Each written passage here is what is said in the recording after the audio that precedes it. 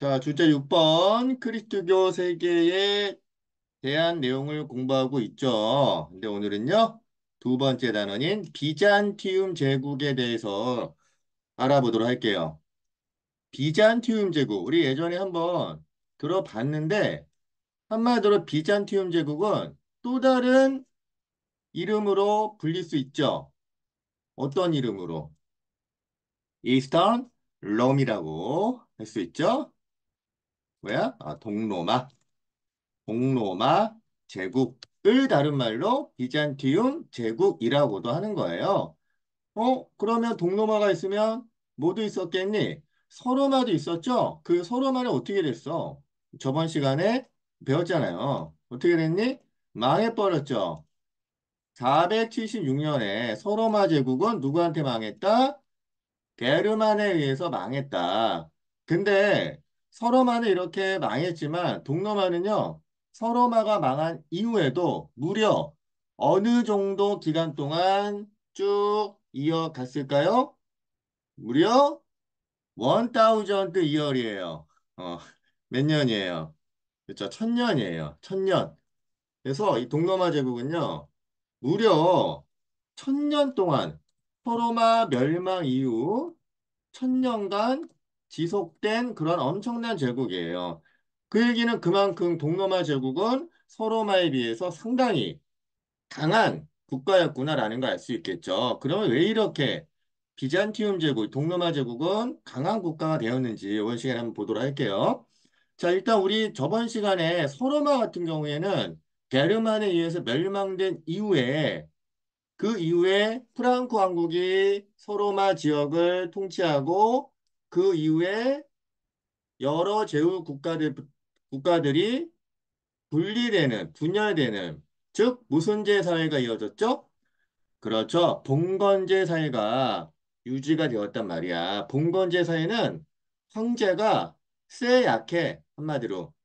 굉장히 세요. 왕이 있어봐야 거의 뭐 왕따 당하는 왕바보 당하는 뭐 이러한 체제가 봉건제 체제라고 볼 수 있는데 비잔티움 제국은 좀 달라요. 비잔티움은요, 황제 권한이 엄청나게 막강해요. 황제가 중앙 집권적인 그러한 권력을 갖고 있었기 때문에 비잔티움 제국은 황제를 중심으로 굉장히 강한 응집력, 강한 결속력을 유지할 수 있었단 말이야. 특히나 이 황제는요, 당시 크리스트교 세계 국가였는데, 이 황제는 이 크리스트교 세계의 종교 지도자인 교황을 겸임하는 요거를 뭐라고도 하냐면 황제 교황주의라고도 이야기해요. 그러면 하나님을 믿는 크리스트교, 지저스로 믿는 이 크리스트교 신도들은 황제를 또 교황으로 따라야 되다 보니까 황제는 그야말로 거의 뭐 인간이 아닌 거예요. 이런 엄청난 파워를 갖고 있었기 때문에 비잔티움 제국은 아무래도 황제 중심으로 뭔가 강력한 국가 체제를 쭉 이어갈 수 있었다. 그래서 아마도 비잔티움 제국은 서로마와 달리 굉장히 오랜 기간 동안 번영, 발전할 수 있지 않았나 싶어요. 자, 그런데 그 많은 황제 중에 딱 우리는 한 명의 황제만 기억하면 돼요. 아까 얘기했다시피 1000년 동안이나 비잔티움 제국이 지속됐기 때문에 얼마나 많은 황제가 있었겠니? 근데 우리는 딱 요 황제만 기억하면 돼요. 자, 너무 많다 보니까 황제들이 그 중에 이제 딱 한 명만 우리가 그 사람은 기억을 해야 돼요. 왜냐? 가장 비잔티움 제국의 전성기를 이끌었기 때문에 우리 역대 왕 중에 여러분들 한 명만 골라봐 하면 누구 고를 거예요? 거의 대한민국 국민들은 대부분이 세종대왕이 아니겠니? 비잔티움 마찬가지예요. 자, 그럼 이 황제가 누구냐? 바로 유스티니아누스. 유스티니아누스. 자, 이 황제가 바로 비잔티움 제국의 전성기를 이끌었던 황제예요. 일단 전성기를 이끈 황제들은 기본적으로 영토를 엄청나게 넓혀 가죠. 마찬가지 유스티니아누스 황제도요. 동로마뿐만 아니라 어디까지? 서로마 제국의 영토까지도 상당 부분 회복하였다. 예전에 동로마와 서로마로 분열되기 전에 그 로마 제국의 영토까지도 비잔티움의 유스티니아누스는 대부분 정복했다라는 그러한 것 때문에 이 비잔티움 제국의 전성기를 이끈 황제로 우리가 기억하고 있는 거죠. 자, 그러면 어느 정도의 영토를 회복했는지 우리 학습지 25페이지 한번 볼게요. 다음 페이지. 자, 두 번째 자료가 이렇게 비잔티움 제국의 발전에 대한 자료가 나와 있고요. 이렇게 지도가 나와 있는데 자, 유스티니아누스 황제 때의 영역이라고 해서 약간 흐릿흐릿한 부분, 학습지에는 정확하게 잘 안 나올 수 있는데 약간 흐릿흐릿한 부분, 여기까지도 비잔티움 제국 때에는 정복을 했다는 얘기예요. 여기까지. 원래는 어디까지였는데 여기 진한 부분, 여기 동로마 쪽, 여기까지만이었는데 흐릿흐릿한 예전에 로마, 그리고 이때 당시 서로마 지역까지 어느 황제 때에는 정복을 다 했다? 이제 유스티니아누스 황제 때에는 정복을 다 했었다. 그래서 이 지중해 주변의 대부분의 영토를 비잔티움 제국이 정복하여 대제국을 건설했던 거예요. 예전의 로마 땅을 거의 대부분 다시 회복했다라고 볼 수 있는 거죠. 그래서 우리가 이 황제를 꼭 기억해야 된다는 거예요. 그래서 우리 내용 보면 유스티니아누스 황제 때 6세기 전반 전성기를 이끌었다. 그 이유 중에 하나가 비잔티움 제국 황제는 황제 중심의 강력한 중앙 집권 체제를 갖추었기 때문에 전쟁을 잘할 수 있는 거예요. 우리가 전쟁하려면 조직이 체계적으로 유지가 돼야 돼요. 윗계 질서가 있어야 돼요. 군대가 그렇잖아요. 계급 사회잖아. 강력한 명령을 지휘관이 하면 무조건 복종하고 그래야지만 전쟁을 잘 할 수 있는데 이때 비잔티움 제국은 황제의 권한이 어마어마하게 막강하기 때문에 이런 중앙 집권 체제를 바탕으로 주변 지역을 정복해 나갈 수 있지 않았을까? 이렇게 볼 수 있어요. 그리고 아까서 얘기했던 거 황제는 자 어디의 우두머리? 교회의 우두머리. 자 요거 아주 중요한 내용이에요. 황제가 교회의 우두머리 역할을 하였다. 원래 크리스트교는 자 우리 지도에 나와 있다시피 로마라는 도시에 교황이 있잖아. 그럼 지금도 로마 가면 교황이 있잖아요. 근데 이 로마의 교황은 서유럽 특히 이때 당시 이제 프랑크 왕국과 결탁을 해서 이 지역만 크리스트교를 이끌어 갔다고 볼 수 있고요. 비잔티움 제국은 교황이 따로 없어요. 그 얘기는 누가 교황의 역할까지 했다? 황제가 교황의 역할까지, 즉 교회의 우두머리 역할까지 했기 때문에 황제의 파워가 훨씬 더 강해졌다라고 볼 수 있는 거죠. 자, 그리고 수도가 어디예요? 콘스탄티노폴리스예요. 원래 이름은 뭐였죠? 원래 이름은 비잔티움이었죠. 자, 원래 비잔티움이라는 도시를 누가 이제 여기를 새로운 수도로 만들었죠? 콘스탄티노폴리스.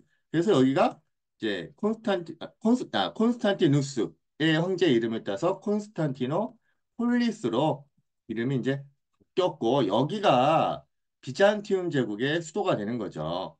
지금은 이 이름이 현재 뭘로 바뀌었을까요? 지금 이 지역은 터키, 지금의 튀르키예의 도시인데요. 지금은 이스탄불이라는 이름으로 이제 바뀌게 돼요. 이스탄불. 이 튀르키예는요, 크리스트교 국가가 아니라 어느 종교를 믿는 국가예요. 그렇죠. 이슬람교를 믿는 국가예요. 이스탄불, 스탄. 뭔가 스탄 들어가면 대부분 술탄이라는 거는 이슬람의 통치자를 의미한다고 했잖아요. 그러니까 이제 이슬람교 국가라고 보시면 돼요. 이렇게 이제 지금은 이스탄불로 불렸는데 비잔티움 제국 때에는 뭐라고 불렸다? 콘스탄티노폴리스라고 불렸다. 근데 콘스탄티노폴리스가 상당히 뭐가 어떤 부분이 굉장히 도시로서 아주 유리한 조건에 갖출 수 있을까요? 가장 중요한 거는 교통이 너무너무 좋아요. 보세요. 동쪽에는 이 아시아에서 들어올 수 있는 교통의 요지고요. 또 북쪽으로 내려올 수 있고요. 또 지중해를 따라서 이제 아프리카 쪽으로 갈 수 있고요. 또 동유럽으로도 갈 수 있고. 그러니까 도시가 가장 중요하려면 교통이 좋아야 돼요. 사람들이 많이 왔다 갔다 해야 돼. 물건이 많이 오갈 수 있는 그러한 곳이 가장 대박이 되는 자리예요. 마침 콘스탄티노플리스가 이렇게 동유럽, 그러니까 아시아와 유럽 중간에 있었기 때문에 아무래도 동서무역이 활발하게 전개될 수 있었고, 그래서 세계 최대의 도시로 성장하였다. 그러니까 경제적으로 풍요롭다 보니까 역시나 이 비잔티움 제국은 더 강한 국가가 되겠죠. 지금도 마찬가지잖아요. 그런데 다시 우리 위로 올라갈게요. 자, 그런데 이 비잔티움 제국의 문화는 어떤 문화냐? 이제 문화를 한번 보도록 할게요. 문화. 일단 여러 가지 문화가 다 공존하겠지만 일단 기본적으로 종교가 무슨 종교다? 그리스 종교다. 우리 저번 시간에 종교가 크리스트교 종교가 분열됐다고 했잖아요. 우리 저번 시간에 배웠던 거 다시 한번 확인해 볼게요. 어, 교회가 분열이 되었다. 뭐 때문에? 뭐 때문에 분열됐죠? 그렇죠. 성상 숭배 금지령을 비잔티움 제국의 황제가 내렸는데 서유럽은 야 우리 게르만족 전파하려면 성상이 있어야 돼. 그럼 우리는 따로 갈래 해서 로마 카톨릭으로 이제 따로 분리 독립을 했고요. 나머지 이제 비잔티움 제국의 크리스토교는 여기는 원래 그리스 땅이었기 때문에 그리스 정교라고 이제 불리게 된 거죠. 자, 그래서 비잔티움 제국의 일단 기본적인 종교는 뭐다? 그리스 정교다. 자, 지금도 동유럽 국가들은 크리스트교 중에 하나인 그리스 정교를 믿고 있어요. 그리고 이 그리스 정교의 가장 대표적인 건축물이 있는데, 자, 이 건축물을 바탕으로 하는 비잔티움 제국의 양식을 뭐라고 하냐면, 그냥 비잔티움 양식이라고 해요. 자, 일단, 비잔티움 제국의 비잔티움 양식. 이 비잔티움 양식. 자, 그러면 이 비잔티움을 대표하는 건축물이 있어요. 그게 바로 옆에 나와 있는 이 내용과 관련된 건축물인데, 요거는 꼭 여러분들이 기억하셔야 돼요. 자, 바로 뭐냐면 소피아 성당이에요. 자, 뭐라고요? 소피아 성당. 자, 성스럽다. 소피아. 지혜라는 뜻이에요. 그죠? 성스러운 지혜. 응? 이거를 의미하는 성당인데, 이 성당은 일단 굉장히 웅장한 돔이 특징이에요. 돔이라는 건 뭘까요? 돔. 여러분들 우리 프로야구 구장 중에 유일하게 돔구장이 있잖아요. 어디 가면 있니? 저 고척야구장 가면 돔이 있잖아요. 돔구장은 뭐가 특징이에요? 이제 지붕이 어때요? 네모난 게 아니라 동그래요. 이렇게 적어 놓으세요. 돔이라는 건 이제 동그란 지붕. 어, 둥근 지붕.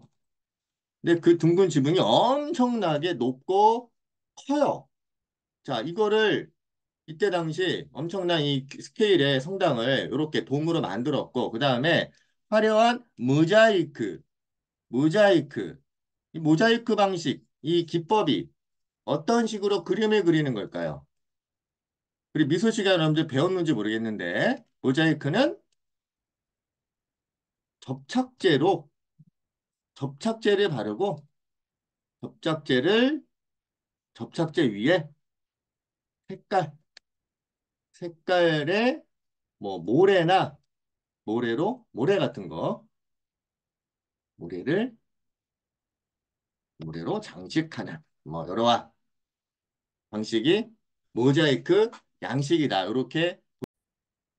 그런데 뭐 모래가 아니어도 뭐 종이라든지 나무라든지 뭐 돌멩이, 작은 자갈이라든지 뭐 이런 것들을 이제 색칠해가지고 이렇게 붙이는 거죠. 덕지덕지 붙여가지고 그림을 완성하는 이러한 게 이제 바로 이제 모자이크 양식이에요. 그러면 이 성 소피아 성당에 대한 사진을 또 교과서에서 한번 확인하고 가야 되겠죠. 교과서 87페이지 한번 보고 가실게요.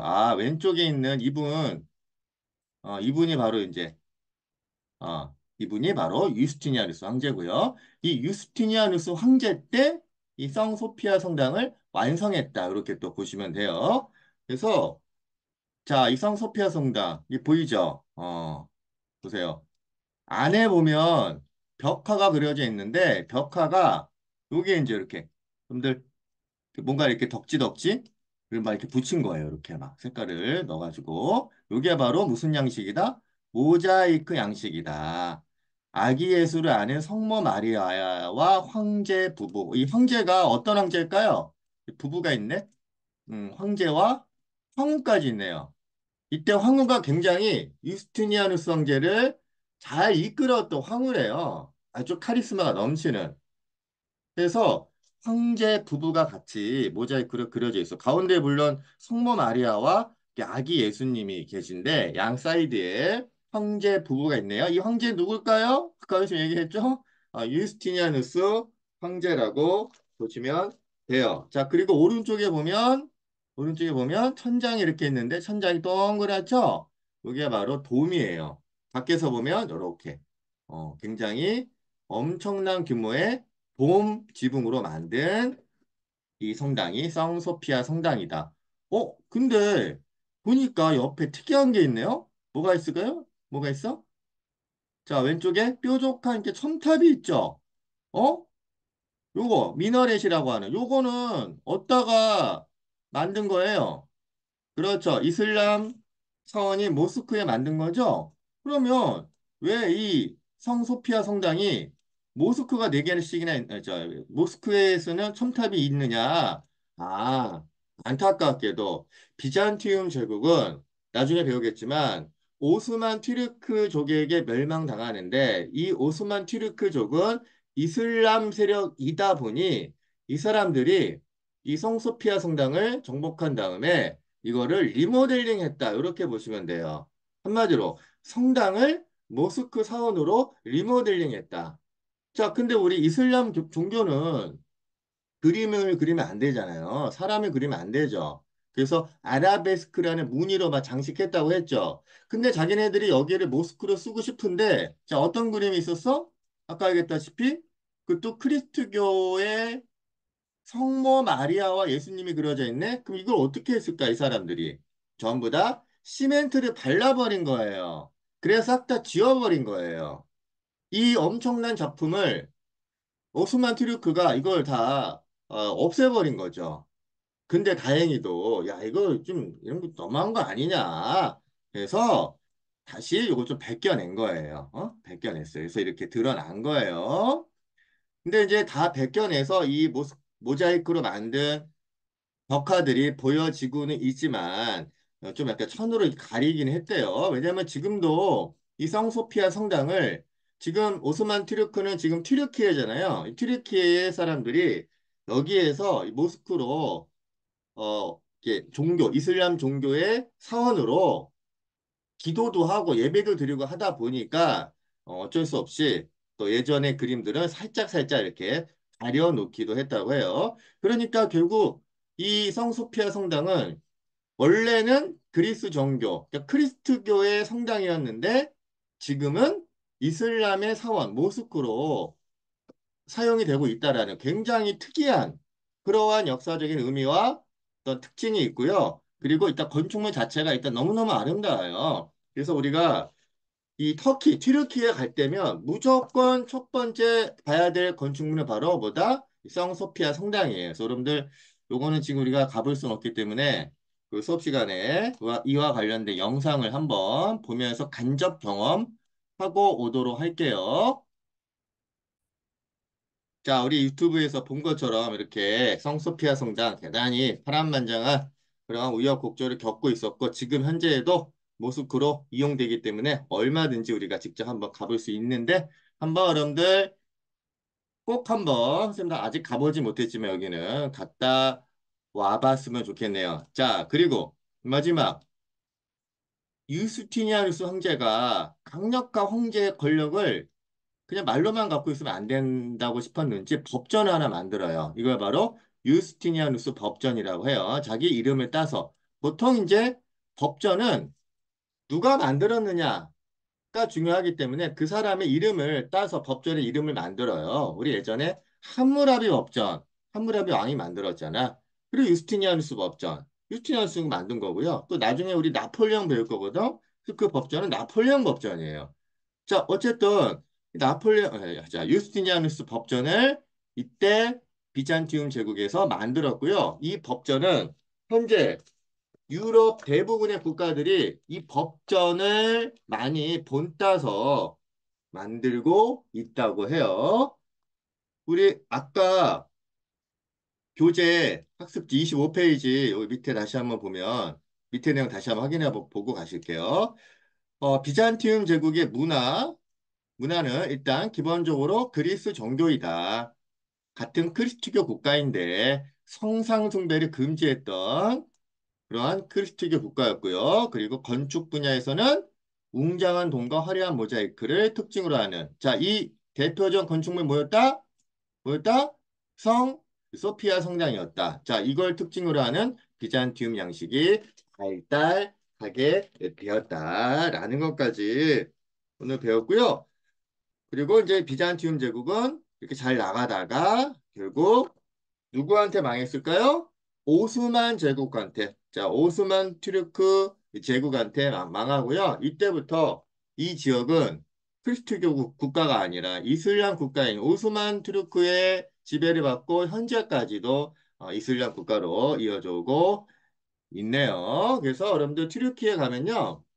이슬람교와 크리스트교 그리고 아시아와 유럽 이 두 가지 문화를 한꺼번에 볼 수 있는 이러한 문화를 특징으로 하고 있기 때문에 꼭 한번 갔다 와볼 만한 그러한 도시가 아닌가 싶어요. 그래서 오늘 여기까지 일단 비잔티움 제국에 대해서 다 배웠고요. 여기서 마무리할게요. 오케이, 안녕.